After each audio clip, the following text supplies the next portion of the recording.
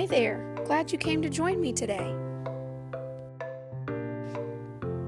I am your 5th grade teacher, Mrs. Geigerman. Today we are going to be learning about context clues. We are going to cover what context clues are and the different types of context clues. You might be thinking, what is a context clue?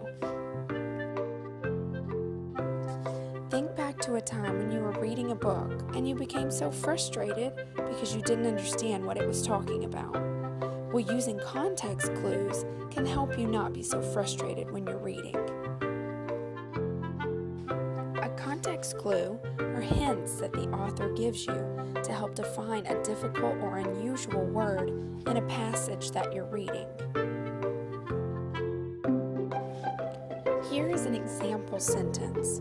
My foot was massive compared to the tiny ant. I don't know what the word massive means, but I do know what tiny means. If I'm comparing something tiny, that must mean my foot is giant. There are several types of context clues that an author will use in their writing. Sometimes the author will give you the definition of the word right in the sentence. Look at the sentence below. He received a stipend or payment for his work travels. Can you decide what stipend means? Synonyms are another type of context clue. The author may give you two words that mean the same thing in the sentence. In our sentence, infraction and violation both mean the same thing.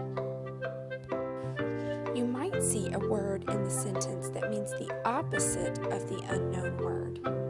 If you look at this sentence, it says, the bear can be gentle, but it can also be ferocious. What might ferocious mean? The last context clue that the author may give you is an example of the unknown word. In our sentence, the author gives us the example of a cola and water as a beverage. Can you figure out what a beverage is? I love using context clues when I'm reading. It really helps me understand the hard words that I come across, and it makes me sound really smart when I know what those words mean. Thank you so much for joining me. I hope you learned so much and that you will not be frustrated the next time you are reading and you come across a word you don't know. Created using Powtoon.